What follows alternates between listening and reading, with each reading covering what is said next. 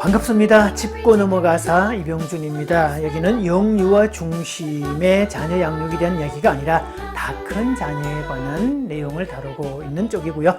다 큰 자녀 싸가지 코칭, 왕이 된 자녀 싸가지 코칭. 오늘은 30번째, 왜 자녀들은 무기력이 빠졌을까? 첫 번째 이야기입니다. 체격만 좋아졌을 뿐 체력은 바닥이라서 그렇다. 이런 말씀을 드리겠습니다.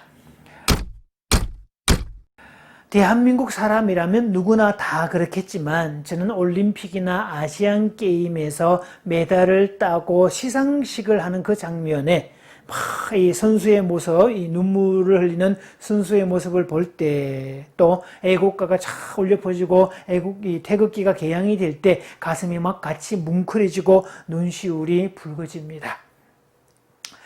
물론 메달 따는 당사자가 가장 큰 기쁨, 가장 큰 감격의 순간이겠지만 국가대표로 출전을 했으니 아마 국민들 전체의 감격이기도 합니다. 언제부터인가 대한민국은 스포츠 강국으로도 유명합니다. 미국의 야구 메이저리그에도 이미 진출했던 선수도 많았죠. 박찬호 선수를 비롯해서 추신수 선수도 지금 활동하고 있고, 최근 유현진 선수 이야기도 가끔 듣습니다. 영국의 프리미어리그에도 박지성 선수, 이영표 선수 다 출전을 했었고요. 또 최근에 지금 토트넘에서 활동하고 있는 손흥민 선수도 있습니다. 한국은 지금 세계 스포츠 무대에서도 두각을 드러내고 있습니다. 최근 우리나라의 올림픽 종합 성적은 10위권 이내입니다. 2004년 28회 아테네 올림픽에서 9위, 2008년 29회 베이징 올림픽 7위, 2012년 런던 올림픽 5위, 2016년 리오 올림픽 8위의 성적이었습니다. 올해 예정되었던 이 도쿄 올림픽은 코로나로 인해서 한 해 연기가 되긴 했습니다만 아마 개최가 되었더라도 반드시 10위권 이내의 성적을 거두었을 겁니다. 아시안 게임에서는 이미 일본을 이제는 제쳤습니다.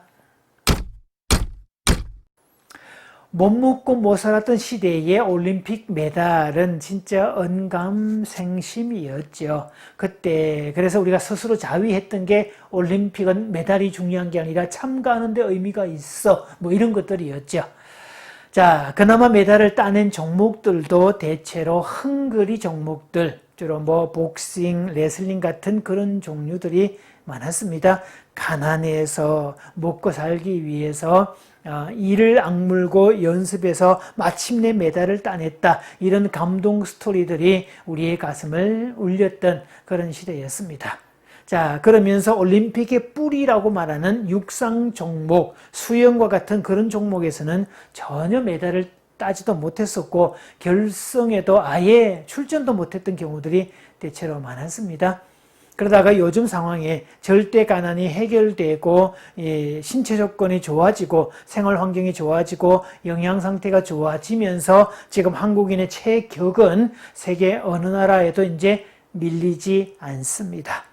물론 개개인의 탁월성과 피나는 노력을 배제할 수는 없습니다. 피겨스케이팅의 김연아 선수의 메달은요, 진짜 큰 감동이었는데 이 한국의 스포츠 토양에서는 절대로 나올 수 없는 메달이었습니다. 이 피겨스케이팅의 인프라가 형편없이 낮은, 제대로 된 연습장 하나 없는 그런 나라에서 개인의 탁월성이 만들어낸 쾌거였죠.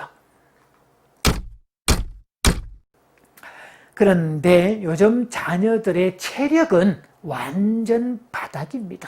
너무 약합니다. 조금만 더워도 에어컨을 켜고 조금만 겨워도 보일러를 켜댑니다. 여름이 되면 아예 에어컨 있는 방을 지가 차지하고 부모님도 쫓아내고 여름 내내 에어컨 켜고 산다는 집도 적지 않습니다. 이 군대에서 받는 훈련의 내용, 강도를 보면 너무 약하고 형편없습니다. 도대체 군대에서 하는 훈련이 저 정도밖에 안 될까? 전쟁 나면 싸우기라도 할 수 있을까? 의문이 들 정도입니다. 왜 그런가 봤더니 요즘 젊은이들이 체격은 좋은데 체력이 바닥이라서 훈련소의 기초 과정을 견디지 못하는 숫자가 그렇게 많아서라고 합니다. 성장 과정에서 몸을 써본 일이 별로 없으니까 조금만 힘들어도 다 나가 떨어지고 체력이 바닥이 되어 있어서 그랬다고 합니다. 그래서 요즘 부모들의 과제는 어떻게 하면 자녀들을 움직이게 만들까 이런 거였죠. 옛날에는 바깥에서 뛰놀고 있던 아이들을 귀를 잡아 비틀어서 집으로 데리고 오는 일이 다반사였다면 요즘에는 집에 있는 아이, 컴퓨터 앞에 있고 스마트폰 쥐고 있는 아이를 귀를 잡아 비틀어서라도 제발 좀 나가라 라고 하는 게 일상이 됐습니다. 그래서 운동화 회사 나이키는 우리의 적은 닌텐도다 라고 말했습니다. 아이들이 뛰어놀아야 운동화가 달 것이고 운동화가 달아야 또 새로운 운동화를 구입하게 될 텐데 집에서 게임만 하고 있노라니까 밖으로 나갈 일이 없고 그러니까 운동화가 달 이유도 없고 운동화가 닳지 않으니 구입할 이유도 사라졌다는 것이죠. 자, 신체적인 체력 약화도 문제지만 이 정신적 체력 약화도 심각한 문제입니다. 요즘 자녀들은 조금만 힘들어도 포기하고 조금만 어려워도 도전할 생각을 안 합니다. 그저 쉽고 편안한 일만 추구합니다. 그래서 조금만 힘들고 어려운 일은 아예 하지 않으려고 그래서 그 어렵고 힘든 그 3D 업종들을 지금 동남아에서 일꾼들이 와서 채워주고 있지 않습니까?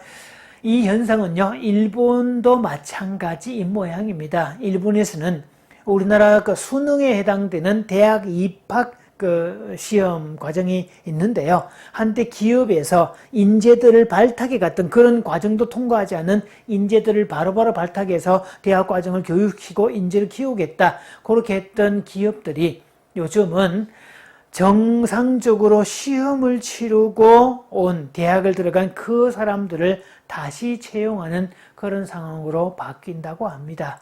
왜냐하면 이 인재들은 개별적으로 아주 탁월한 사람들인데 서로가 관계할 줄 모르고 시너지 효과를 못 만들어내고 사이가 별로 안 좋고 기업의 어떤 비밀이나 어떤 또는 기술들을 빼돌리거나 혹은 어느 정도 키워놨더니 본인이 일을 마쳐서 독립해버리거나 이런 일들이 많아졌다는 거죠. 주로 참아내지 못하는 것, 정신적 체력이 문제가 되었는데 오히려 이 수능이라는 즉 대학 입학 시험이라는 이 공부는 정말 귀찮게 짝이 없고 힘들게 짝이 없고 하기 싫은 공부인데요. 하기 싫은 공부이지만 어쩔 수 없이 해야 되기 때문에 이를 악물고 그냥 공부를 그래서 그런 것들이 몸에 밴 이 사람들은 회사에서 들어 어렵고 힘들고 귀찮고 짜증나는 일이 주어졌을지라도 그것을 묵묵히 해내고 참아내고 견뎌내는 힘이 깔려 있어서 오래 가고 장기적인 면에서는 효과가 나더라는 거죠. 그런데 오히려 인재들은 그 참아내는 능력, 정신적 체력이 바닥이라서 쉽게 도망가거나 관계를 깨거나 충돌을 일으키는 그런 사태가 많았다는 뜻입니다. 그런 부분에서 요즘 아이들은 하기 싫은 일도 하는 법도 배워야 되고 해야 될 일이라면 지금 당장 하기 싫어도 어쨌든 그 해내는 수행하려고 애쓰고 또 싫은 일을 하더라도 끝까지 참고 견디는 그런 우직함이 필요하다고 말할 수 있습니다. 신체적 체력 약화, 그 다음에 정신적 체력 약화는 과도한 아이 중심 교육에 의해서 초래된 결과입니다. 아이 중심 교육에서는 아이들로 하여금 싫어하는 일을 시키지 않습니다. 그래서 요즘 아이들은 조금만 싫어도 안 하려고 합니다. 순종하는 법이 없습니다. 오히려 세상의 문화는 그런 태도를 잘한다고 독려합니다. 원래 우리에게 들어온 이 제도화된 교육, 학교 교육은 아이가 원하는 대로라는 미국 교육 철학의 아버지 존 듀이의 사상, 즉 실용주의 프로그래머팀을 깔고 있기 때문에 아이가 원하는 대로만 해주자, 또 상대적으로 아이가 원하지 않으면 억지로 하지 말게 하자, 이런 것들이 일반화되어 있습니다. 그러니까 지금 부모들은요, 이 사고방식으로 깔린 교육을 받았기 때문에 지금 자기 자식들에게 애가 싫어하는 거 시킬 용이 없습니다. 억지로 시킬 부모는 하나도 없다는 거죠. 근데 문제는 억지로라도 한 그 일은 어느 정도 레벨이 되면 실력으로 쌓이는데 억지로라도 한 일이 없기 때문에 아이들은 해낼 수 있는 기본 자체가 아무것도 안 돼 있고 체력도 약한 상태가 되고 응용할 수 있는 기본도 안 돼 있고 그래서 아무것도 안 하다가 아무것도 할 줄 몰라서 아무것도 아닌 존재가 된 케이스가 너무 많았다는 거죠. 그래서 사람이 살다 보면 하기 싫은 일도 때로는 해야 되고 억지로라도 할 일은 해야 됩니다. 그런데 많은 경우 억지로라도 귀찮더라도 생계를 위해서 어쩔 수 없이 하게 된 그 일도 계속 하다가 보니까 어느 정도 레벨에 오르게 되었고 이제는 그 레벨에 오른 일 덕분에 우리의 생계와 우리의 직업과 우리의 미래를 이 일로 인해서 책임지게 되었다. 그런 경우도 많습니다. 그래서 천직이란 태어날 때부터 그 사람에게 맞는 일이 딱 맞춤형으로 제공되는 게 아니라 내가 어떤 일을 열심히 시도도 하다가 보니까 어느 정도 레벨에 오르고 보니까 그때부터 나에게 맞는 일이 되어서 천직이 되었다. 이렇게 해석되는 일도 많습니다.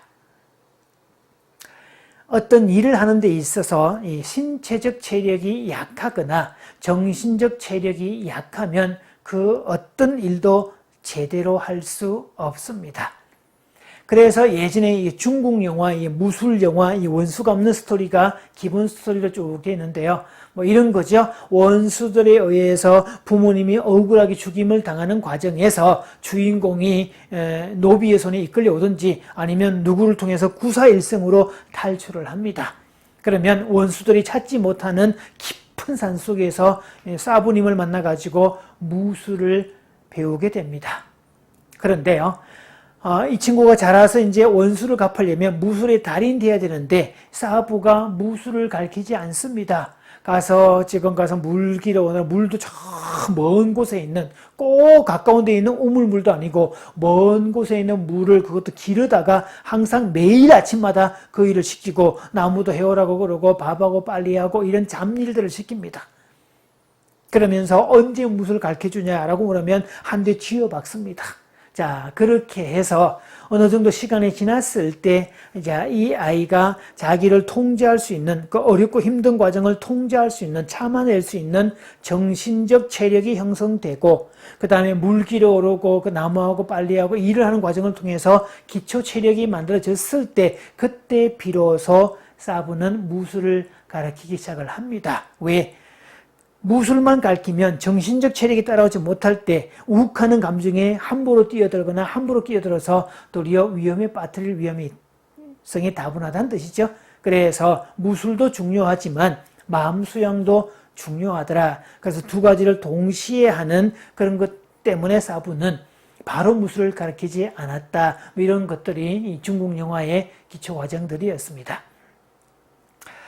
요즘 아이들은 너무 귀하게만 자란 나머지 체격만 좋아졌을 뿐 체격은 또 정신적 체력까지 완전 바닥입니다. 그래서 못 참아내고 못 견딥니다. 무엇 한 가지를 하라고 하면 끝까지 해내지 못합니다. 그러다 보니 제대로 하는 일은 하나도 없고 제대로 하는 일이 하나도 없다 보니까 능력도 하나도 없는 존재가 되고 더 무력하고 더 무능한 그런 존재가 되었다는 뜻입니다. 자, 오늘은 자녀들이 왜 무기력에 빠졌을까? 첫 번째 이야기, 신체적 체력과 정신적 체력이 너무 약해서 그렇다. 그것은 과도한 아이 중심 교육에 의해서 그렇다라는 말씀을 드렸고요. 아이들의 신체적 체력과 정신적 체력을 키우려면 어릴 때부터 집안일을 팍팍 시키고 여러 가지를 자꾸 시키고 하기 싫은 일도 자꾸 시켜서 근력을 강하게 만들어줘야 된다. 이런 내용을 말씀드리겠습니다. 자, 말씀드렸고요. 다음 시간에도 계속해서 자녀들이 왜 무기력에 빠졌는지 살펴보겠습니다.